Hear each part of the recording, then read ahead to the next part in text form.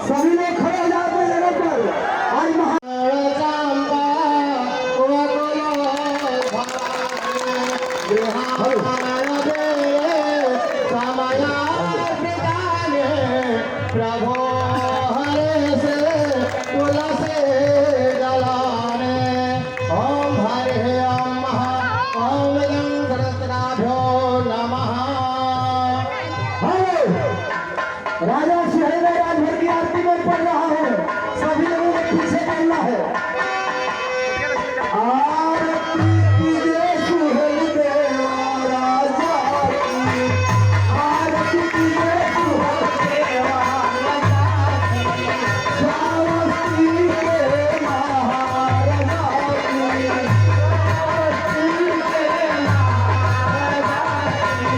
श्यामा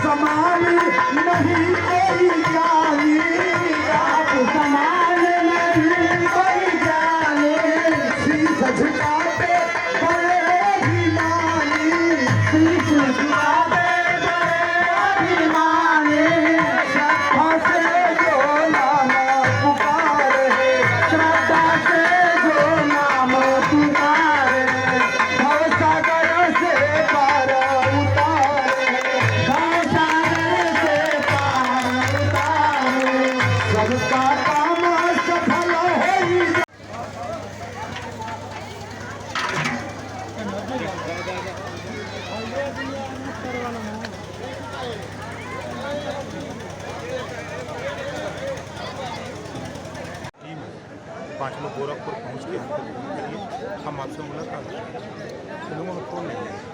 आरक्षण और जातिगत जो जनगणना है एक बड़ा मुद्दा बनता जा रहा है, इसके लिए क्या विकल्प सोचा आपने? देखिए,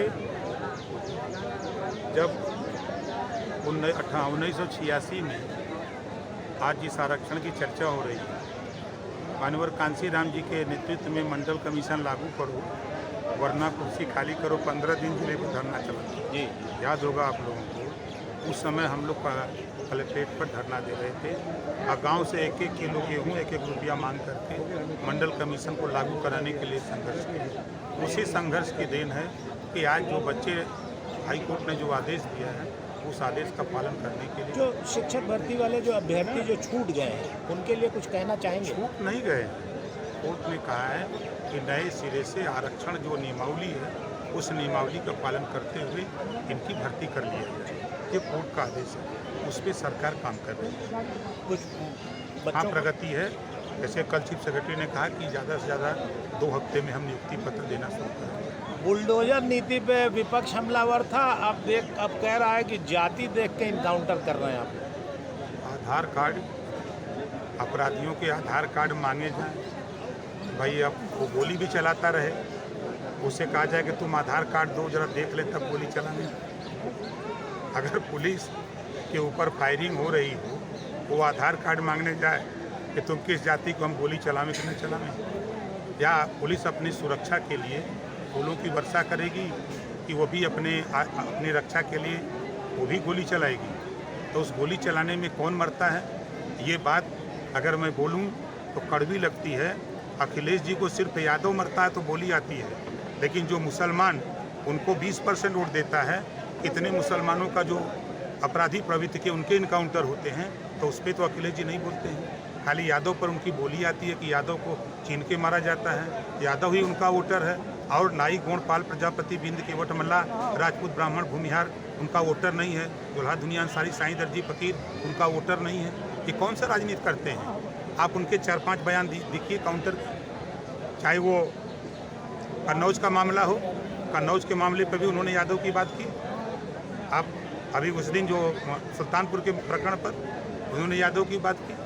खाली यादव क्यों मारा जाए? मंगेश यादव का जो इनकाउंटर हुआ, उसमें जो लूट का एक जो ज्वेलरी की दुकान पर जो लूटा गया, उसका लाइव वीडियो CCTV भी आया। उसके बाद भी कोई लूट की घटना पे नहीं कह रहा है, लेकिन जातिगत इनकाउंटर पे बात हो रही है, पुलिस पे सवाल उठाया जा रहा है। देखिए, अपने वोट को सजोने की बात हो रही है कि यादव हमारे साथ डटा रहे। मुसलमान तो गुमराह होकर के बीजेपी के खिलाफ हमको वोट देगा। मुसलमान मरे कटे, उसका हिस्सा लूटा जाए, लेकिन हमसे मतलब नहीं है। ये समाजवादी पार्टी कह रही है। ये जो बयान उनके आ रहे हैं वो बयान कह रहे हैं। नहीं तो तमाम अपराधी मुस्लिम कम्युनिटी में भी जो लोग थे उनका भी इनकाउंटर हुआ है। सभी जातियों का हो रहा है जो अपराध की दुनिया में चले गए हैं। ये खाली अपनी जाति की बात क्यों करते हैं? एक अपराधी का इनकाउंटर होता है और एक विपक्षी दल के जो राष्ट्रीय स्तर के नेता हैं वो एक जाति विशेष को लेकर बात करते हैं। इसको किस तरह से देखते हैं? वो अपने वोट की सुरक्षा की कि हमारा वोट हमारे साथ डटा रहे। उनको भय सता रहा है कि मध्य प्रदेश में कहीं मोहन जी मुख्यमंत्री बन गए तो वहाँ से हाथ धोना पड़ा, तो फिर कहीं बिहार में उधर हाथ धोना पड़ा, वहाँ नहीं हाथ पर जम रहा है। कहीं यहाँ अगर मुसलमान साथ छोड़ दिया तो फिर हम किस तरफ के होंगे? तो अपने वोट को ही सजोने में ये बयानबाजी हो। मंत्री जी, जम्मू कश्मीर में उमर अब्दुल्ला ने कहा कि उत्तर प्रदेश में खासकर यहाँ मुसलमानों की दुकानों और घरों पर ही बुलडोजर की कार्रवाई है। उमर अब्दुल्ला ने बोला, देखिए, जो अपराध करेगा उसके खिलाफ कार्रवाई होगी। संविधान और बुलडोजर न जाति चिंता है न धर्म चिंता है। वो चिंता है कि ये अपराधी अपराध किया है तब वो उसके यहाँ बुलडोजर जाता है। हम लोग भी तो हैं, हम लोगों के घर बुलडोजर क्यों नहीं चला जाता?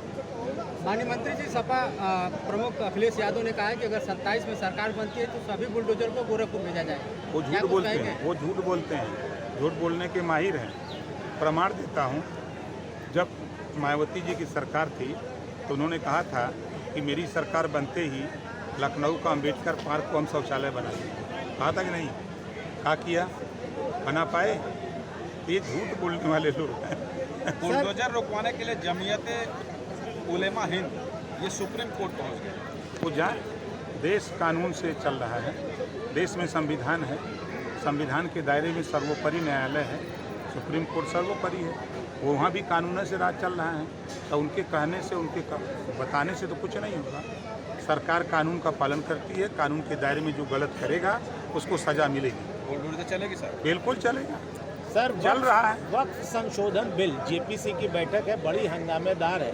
आप तो उस विभाग के उत्तर प्रदेश में मंत्री भी रहे हैं, आपको क्या लगता है क्या होना चाहिए? देखिए, वक्फ बोर्ड जो है, आपके घर को अगर वो कह दे कि ये वक्फ की ज़मीन है, वो कह दिया तो फिर चला जाएगा DM के यहाँ कि हमें ये खाली कराओ, आप कहीं नहीं जा सकते। इसी में संशोधन हो रहा है, इसी का संशोधन हो रहा ये है। जनहित में है।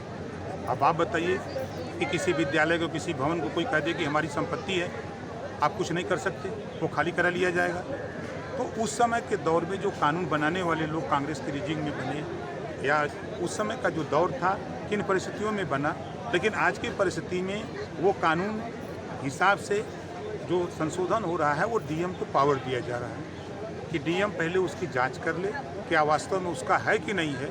अगर नहीं है तो फिर उस पर कार्रवाई नहीं है। तो सर जेपीसी में फिर विपक्ष इतना हमलावर क्यों है सरकार? इस नाते वोट के लो करके खाली देखिए लड़ाई जो हो रही है सिर्फ मुस्लिम वोट को लेके हो रही है। अब आप बताइए कि कोई मुस्लिम टीचर हो, वो लेक्चर दे रहा हो इंटर कॉलेज में, बीए में, हाई स्कूल में, वो लेक्चर दे रहा हो, नमाज का टाइम हो जाए तो वो छोड़ देगा, क्लास नहीं है वो चला जाएगा नमाज पढ़ने। जबकि इस्लाम में है कि माफ़ी है कि अगर एक वक्त की नमाज वो नहीं पढ़ सकता है तो उसके बाद जाके दूसरी बार पढ़ सकता है। उसी बात को तो सरकार ला रही है कि अगर वो लेक्चर दे रहा है, पढ़ा रहा है, अध्यापक है, तो उस समय वो पढ़ावे, उसके बाद जब दूसरे टर्न में उसकी नमाज का टाइम हो तो उसको जाके पढ़ ले। ये कौन सा गलत काम हो रहा है?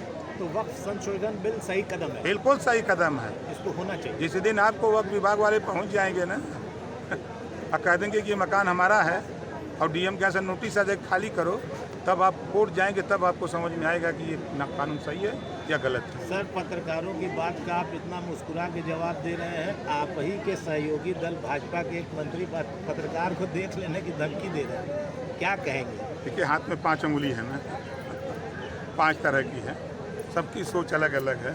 हो सकता है कोई जोश में कह दिए हों, हम उनकी तरफ से माफ़ी मांगते हैं अगर उन्होंने ऐसी बात जोश में कही है तो। क्या कहना नहीं कहना चाहिए चाहिए, नहीं ऐसा नहीं कहना चाहिए। देखिए आप चौथे स्तंभ है, आपके बदौलत ही हम लोग भी दिखे जाते हैं, हम लोगों की पहचान बढ़ती है, समाज में छवि बढ़ती है हम ही लोगों की बदौलत। आप जो चौथा स्तंभ है अगर काम न करे तो फिर ओम प्रकाश राजभर को कौन जानेगा या जो भी नेता उनको कौन जानेगा। तो इसी नाते मोहम्मद साहब ने भी कहा है कि भाईचारा मिल्लत, उन्होंने भी कहा, गौतम बुद्ध जी ने भी वही बात कही, पंडित दीनदयाल उपाध्याय जी ने भी वही बात कही, वही बात बाबा साहब डॉक्टर अम्बेडकर ने भी कही, वही बात महाराजा सुहेल देव जी ने भी वही बात कही। सब लोग मिल्लत की बात करते हैं, नफरत की बात होती है। संविधान के अनुसार पत्रकार तो सवाल पूछ सकता है। बिल्कुल पूछ सकता है, पूछिए जितना पूछ रहा हूँ हमसे।